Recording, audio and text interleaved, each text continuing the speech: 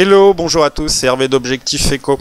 Alors aujourd'hui, je voulais aborder avec vous l'art difficile de la négociation, que ce soit une négociation pour un contrat, ou une négociation commerciale, ou une négociation en vue d'une embauche dans une nouvelle entreprise. Eh bien, il en ressort, et c'est très à la mode, il en ressort que les deux parties veulent sortir de la salle de négociation avec un accord win-win, avec un deal win-win. Mais au final, c'est un peu de la foutaise dans la négociation, puisqu'on sait très bien qu'en négociation, que ce soit consciemment ou inconsciemment, on veut gagner la négociation. Donc forcément, au ressortir de la table, il y aura un winner et il y aura un loser.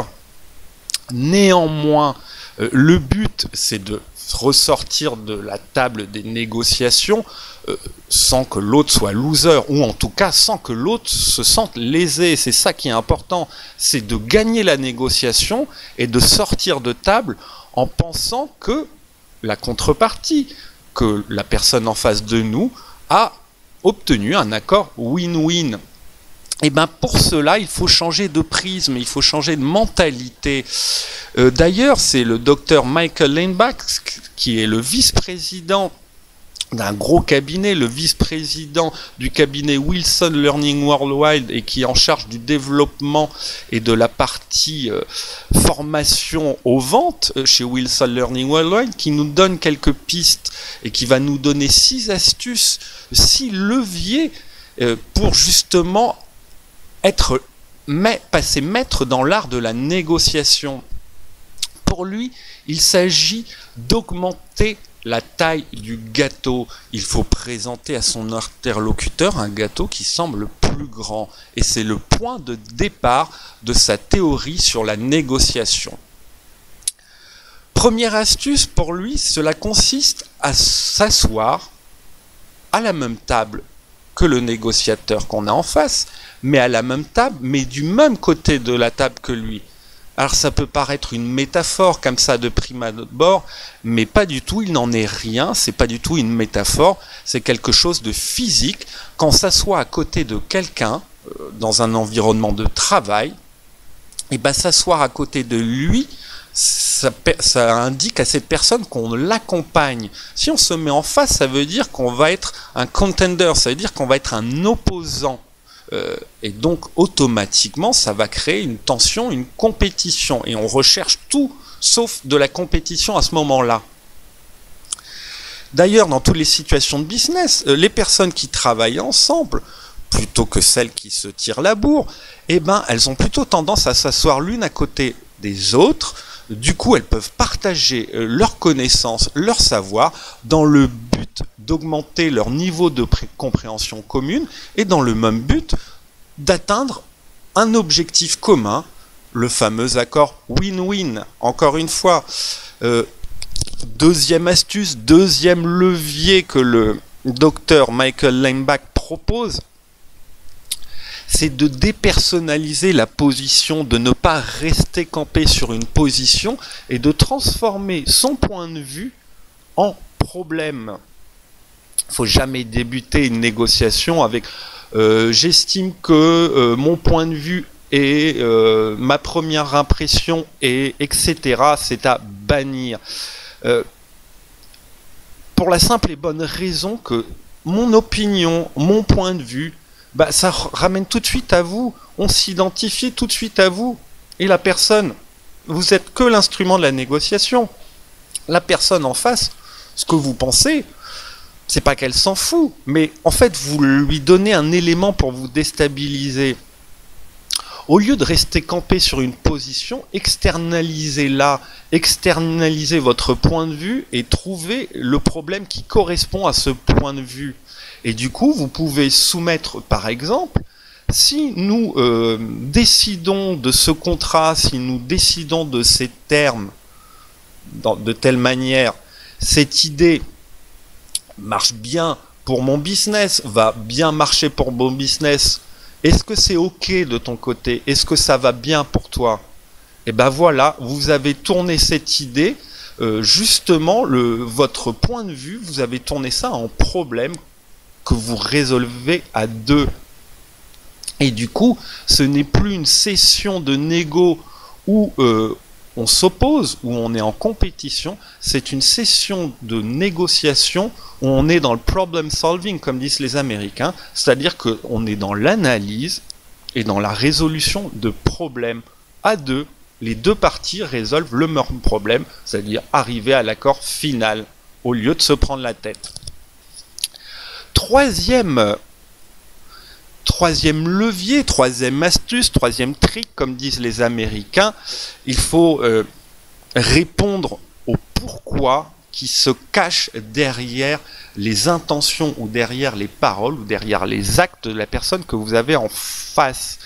Il faut bien comprendre la chaîne logique qui se cache derrière des positions, derrière des postures de négociation, parce que ça permet aux deux parties de trouver des alternatives, et c'est nettement plus élégant pour sortir d'une négociation, sortir la main haute et sortir poliment d'une négociation, de proposer des alternatives, des solutions que l'on a comprises, qu'on a mises en commun, justement pour résoudre un problème qui était à l'origine justement de ce blocage, de ce campement de position entre les deux parties qui négocient.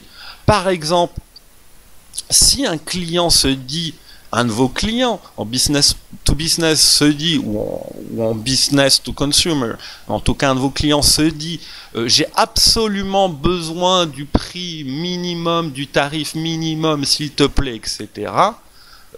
Il suffit de creuser un peu plus profond. Qu'est-ce que cache ce problème? Eh ben, pourquoi il dit ça? Au lieu de rester simplement à ce niveau-là, pourquoi il dit ça? Vous allez voir qu'en fait, il y a un réel problème derrière tout ça.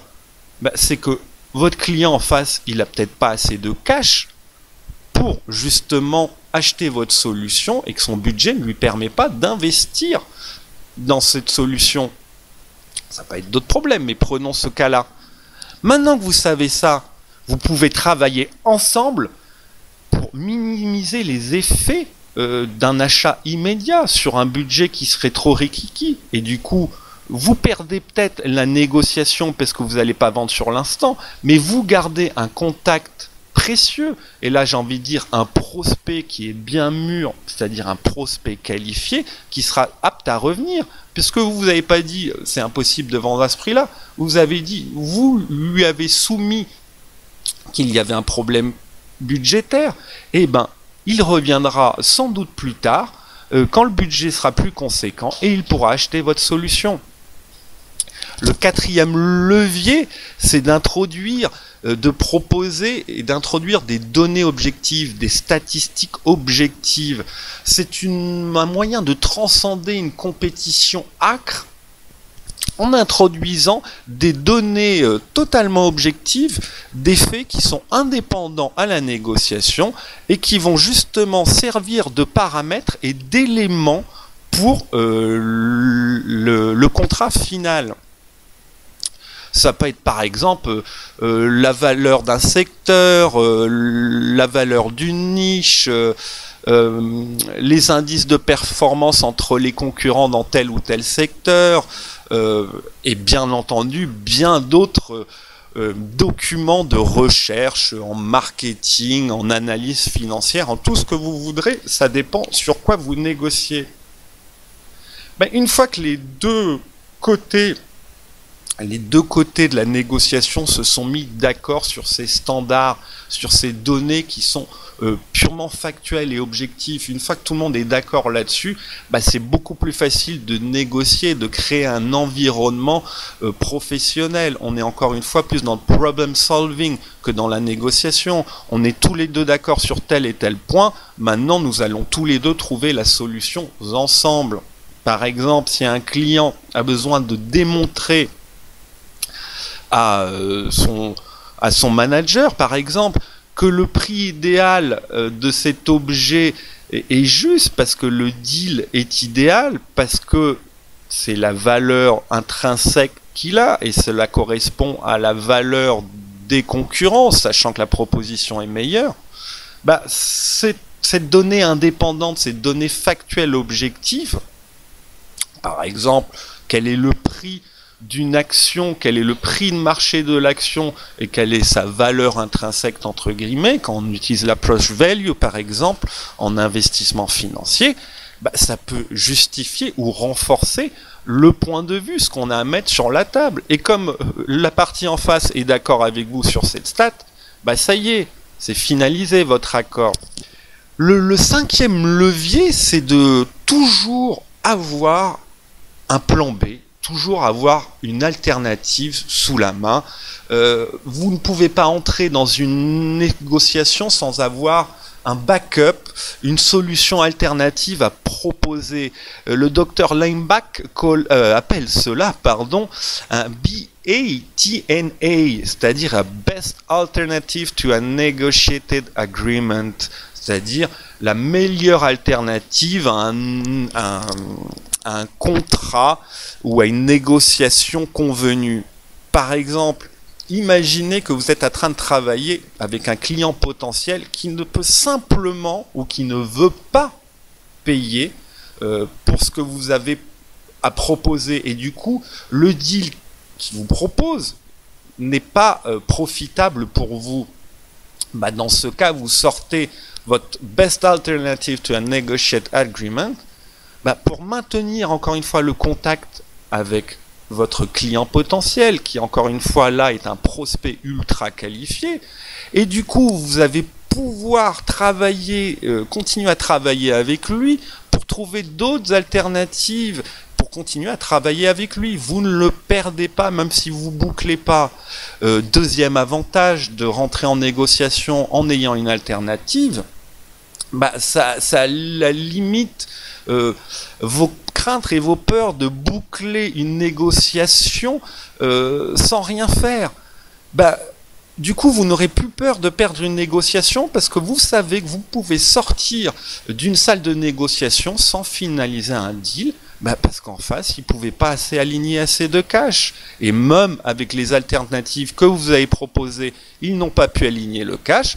Quand bien même, comme vous avez proposé des alternatives, ils savent que vous êtes à l'écoute et ils pourront revenir quand vous aurez plus de cash, ou vous pourrez revenir quand vous aurez trouvé une solution qui sera profitable pour eux et qui correspondra à leur budget. Alors le dernier trick, c'est sans doute mon préféré, c'est le sixième et dernier hack, comme disent les Américains. C'est un classique de la négociation, mais il vaut vraiment la peine d'être rappelé. C'est le silence est d'or, et là ça marche très bien.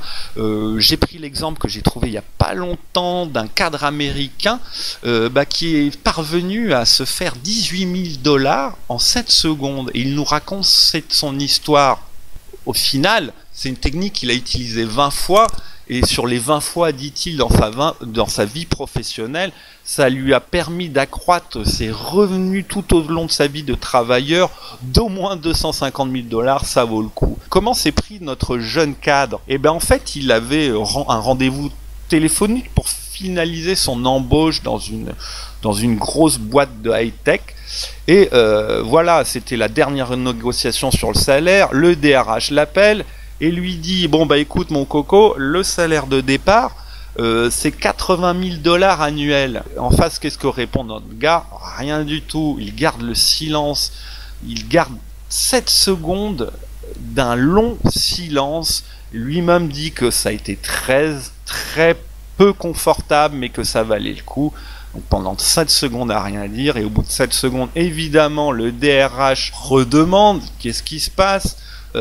Ça vous fait quoi quand même 83 000 $ annuels? Ça a l'air pas mal, non?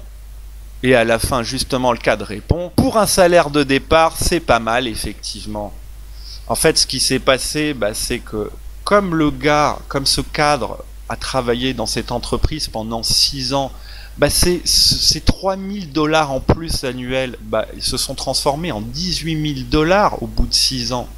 Et ces 18 000 $, ils ont été levés, au final, en 7 secondes. En 7 secondes de silence.